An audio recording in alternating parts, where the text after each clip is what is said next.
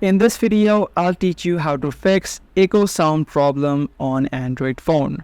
Whenever you're on a phone call, you're hearing an echo sound of yourself. So if you're also having this issue, the first thing that you can do straight away is restart your phone. So you can just tap and hold the power button on your phone and you can tap on reboot. By doing this simple step alone, you should be able to fix the echo sound problem on your Android phone.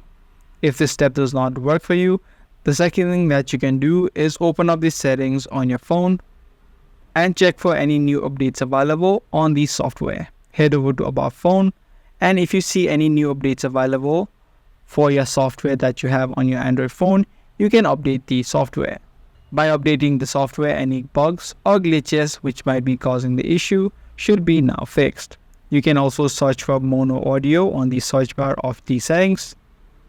Head over to mono audio and make sure that this option which says mono audio, combine channels when playing audio, is toggled on.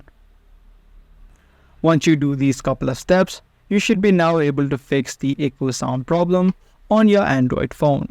Do give this video a thumbs up and also make sure to subscribe to this channel for more future videos just like this. I'm gonna see you guys in the next one. Thanks for watching.